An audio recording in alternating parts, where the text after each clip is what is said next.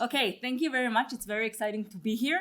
I'm going to present today a work that, well, first of all, it's a preliminary work, so very much a work in progress, so we're very happy to receive comments.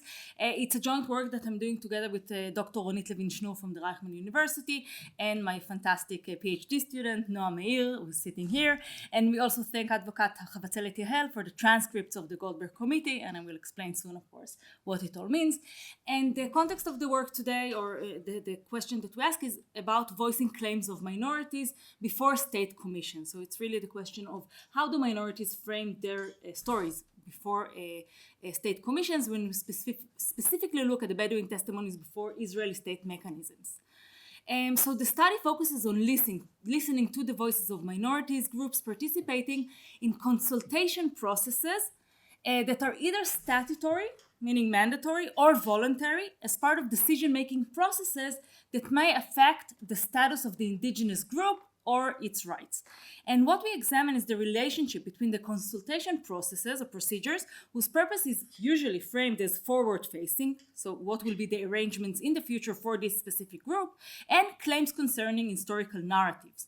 And our analysis is framed by current constitutional developments in Canada that expand the duty to consult, there is a statutory duty, with the indigenous groups as a mechanism of reconciliation in a dual sense. So the dual sense of reconciliation here is one that is more closely affiliated with what we know from the Truth and Reconciliation Commission, for example, which is making amends regarding past violations. So coming to terms with the past, this sense of reconciliation, but also reconciliation in the more grammatical meaning, and that corresponds with the Canadian understanding of it, of how do the narratives of the indigenous groups about their past can be reconciled with the present existence of a certain state by a certain governing body or group.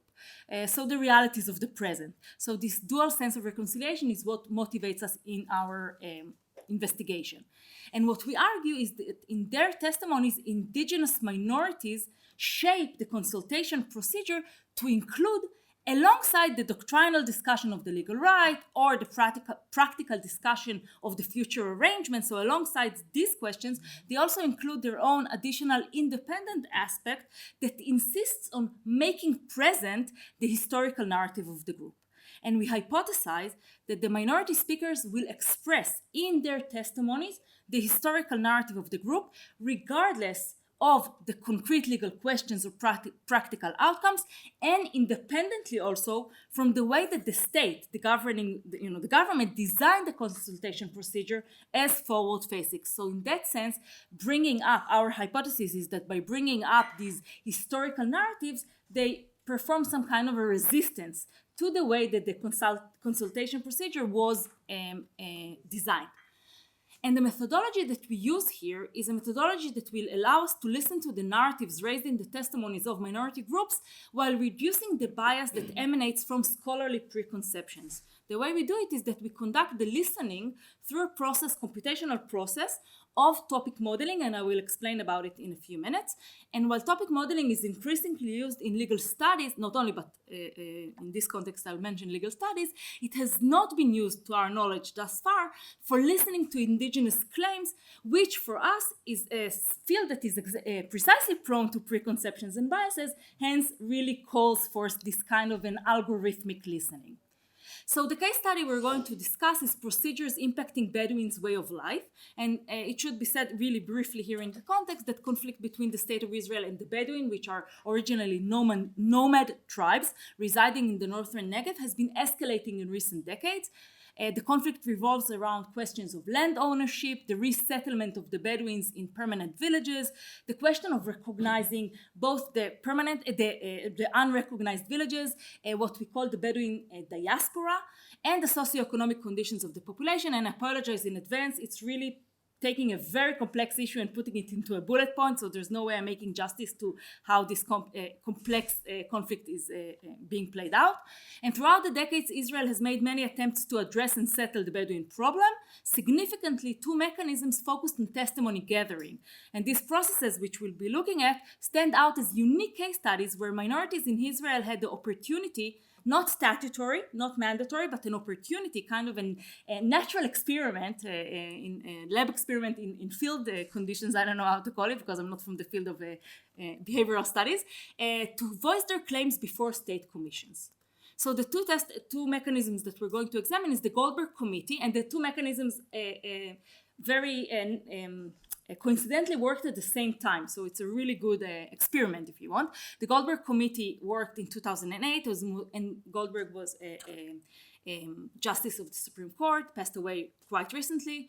The committee was mandated with recommending to the Israeli government a policy for resolving the Bedouin settlement in the Negev. And the committee's purpose was to hold an open and public process of consultation in order to examine the Bedouin issue in a forward-facing manner. Parallel to it, we had the objection hearings for Regional Plan 23-414 exactly at the same time, which is a planning procedure as part of an approval process for a planning scheme for the metropolitan of Beer Sheva, which is an area where you have also the large majority of the Bedouin villages, and it included directives that would to affect the Bedouin recognized and unrecognized villages. So as part of the approval process, the public was invited to provide objections, and as part of that there were public hearings before an objection investigator. So our research questions are: what topics come up in general in the testimonies before the two mechanisms? Then we ask, what is the relationships between the topics that were raised by the Bedouins and those that raised by the non-Bedouin speakers, so the majority group, regardless of the role. And it should be noted that there were Bedouins and non-Bedouin speakers, both as government speakers, both as local speakers, but we put that aside and only look at the ethnic identity of Bedouin and non-Bedouin in this context. And the third question, which would be the main question here, is: do Bedouins express in their testimonies a discussion of the past, this independent pillar that I was discussing, or independent aspect, independently from the identity and design of the consultation procedure? And for that case exactly, we have these two processes that happen in parallel with two different agendas, and we want to see how do the Bedouins speak in both of them. And so just to run over the data very quickly, you can see here the numbers. We have the transcripts from the Goldberg Committee and the objection hearings. All of them were never studied before. Actually, most of them were not published either. I don't know why, but it's something for a different analysis. And each testimony, so we have a total of 700,000 words, tokens, and each testimony was tagged based on the identity of the speaker and the role of the speaker. And what is topic modeling? So what do we do with all this data? Topic modeling is an algorithm, a machine learning algorithm, model that sorts through a large corpus of documents. Imagine that you have all the documents of a collection of letters that you want to understand what these letters talk about. You feed them all into the algorithm. The algorithm doesn't know anything. It's unsupervised algorithm, and it just starts telling you which words tend to come together in your corpus of documents. So it's trained only on our data, only on our documents, and we do not specify what we're looking at because we assume that we don't know what is our corpus about, okay? The only thing that we do set is the number of topics to which the corpus will be divided. And the specific algorithm that we use is latent דרכלי allocation, LDA, which is an industry standard, very widely used. It's from an article 19 years ago, and it's been applied by now in many, many fields. So how did we train the model on our corpus? We created documents based on speakers. So whenever I talk about document, I mean a speaker in a testimony in front of the commissions, the two commissions.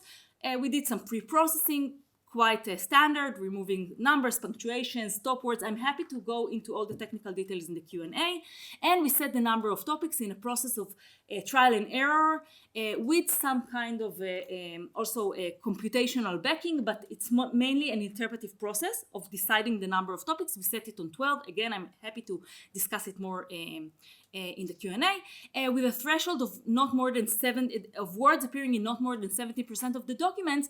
And this is because we really wanted to understand what sets each document apart from the other documents.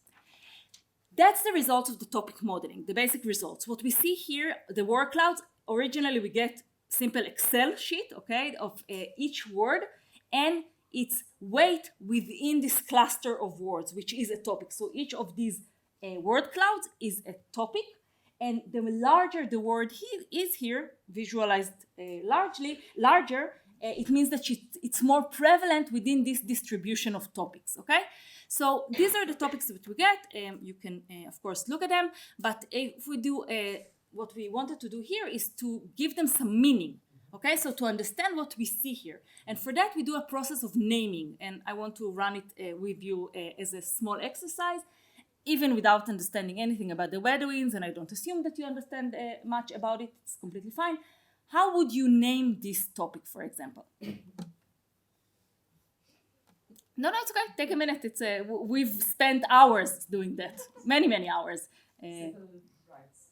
Okay, civil rights.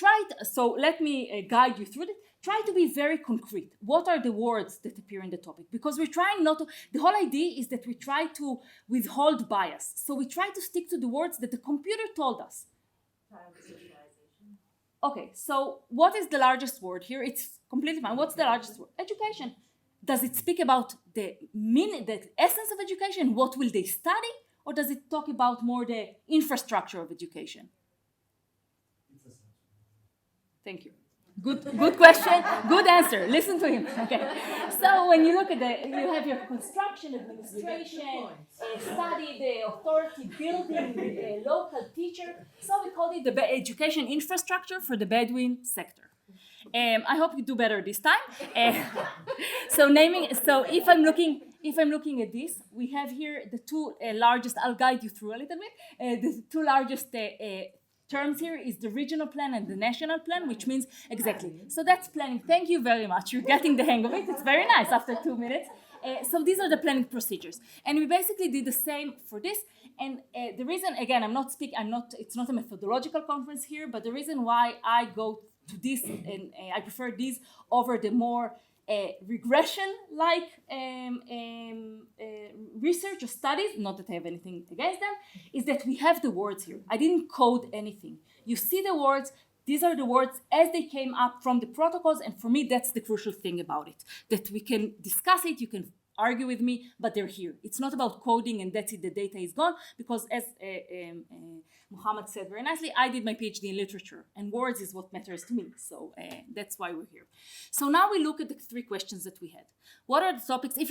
I'll just transfer you more slowly maybe. So this is the entire corpus. Now we want to understand how each document or how each group is what is the topical composition for each group. And as you remember, we had each speaker or each document tagged for their identity. So what we're comparing in this one is the Goldberg versus the hearing. So the two commissions, regardless of the ethnic identity, regardless of the Bedouins, non-Bedouins, but in general, what are the topics that were discussed in the Goldberg, which is the blue, and what are the topics that were discussed in the hearings?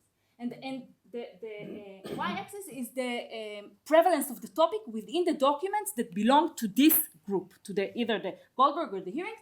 And what we can see, and it's pretty obvious and it's good because it validates our model, is that indeed in Goldberg we see topics number 5, 10, and 11, which are topics that are more, if you want, essential. So topic number 5 is the family land ownership, and topic 10 is the tribal land possession, and topic 11 is the settlement of land claims. We see here broader topics that discuss really the entire process of settling these questions of Bedouins. And if you look at the most prevalent topic in the hearings, we see that it's the metropolitan planning, which is quite obvious because it's the objection hearings for the metropolitan planning scheme. So what we see here in essence is that our model is validated, and that in general the topics correspond to the mandates of each of the listening mechanisms. Okay? Now we move to the prevalence of the topic in the Bedouin versus non-Bedouin on the entire corpus. Okay, so the two commissions together. So what we want to look here is, what did the Bedouins speak about and what did the non-Bedouins speak about? And what we see here, so again, non-Bedouins are in red and Bedouins are in blue. And we see here quite a divergence. So we can already identify what topics bother the Bedouins and what topic bother or occupy the non-Bedouins.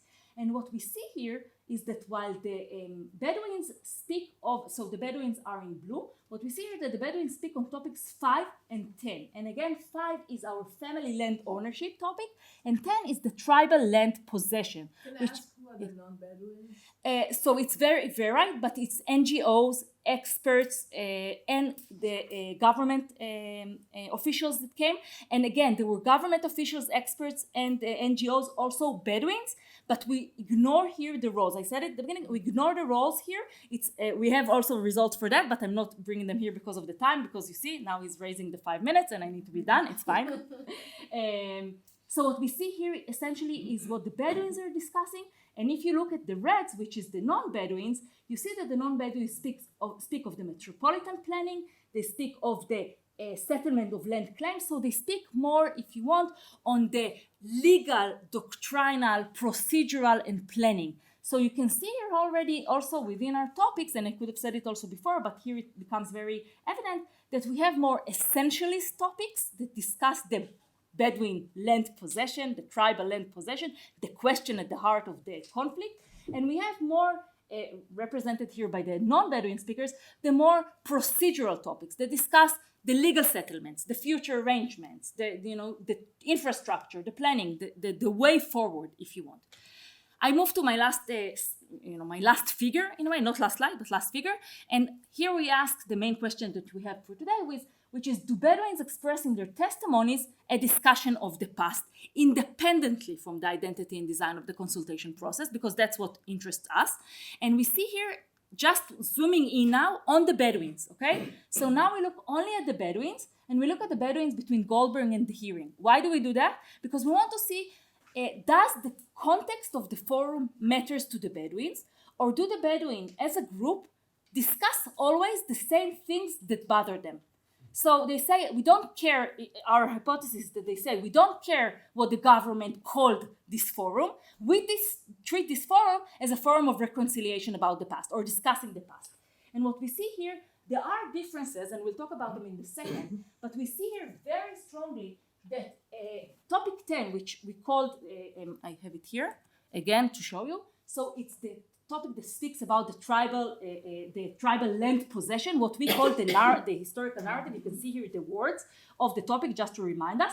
We see that it comes up very strongly in both mechanisms. You could say that the Bedouins just clearly don't care what is the forum that they appear before. They will speak about their story, their historical narrative. But what's interesting is that they also do adjustments. So we also see that the Bedouins in front of the Goldberg commissions stick to not just 10 but also to 5, which is the family land ownership, the main claims about the land ownership. And when they appear before the hearings, which is of course the planning, the more procedural, they know exactly how to also speak the topic of metropolitan planning, the topic of services for the unrecognized villages, or the planning for the unrecognized villages. So what we see here is that within the very limited time that they have, the Bedouin in front of the two mechanisms invest time in making the historical claims. They don't give up on the historical claims, the historical narrative, but they also make the adjustments to fit into the identity of the forum before which they speak. So if I summarize the insights here, and we speak about a distribution of topics that validates the model. We see that the Bedouin speakers raise essential issues concerning tribal family possession of land, while the non-Bedouin speakers raise the procedural, planning, and legal issues. And finally, we see that Bedouin testimonies include a core discussion that does not depend on the identity of the forum, but alongside this core discussion, the minority group does adjust its testimony to the identity of the consultation procedure and its purpose as defined by the government. If we're looking at future directions, and again, it's a work in progress, so we welcome all comments, but we want to compare the testimonies to the final report. So now we focused on what did the Bedouins say, but we want to also see what did the government hear from what the Bedouins said, if they listened at all. So this process of comparing. And we want to expand the listening model also to include other minority groups before state commissions, for example, Palestinian Israelis and others. Thank you very much for listening, and I'm welcome to answer.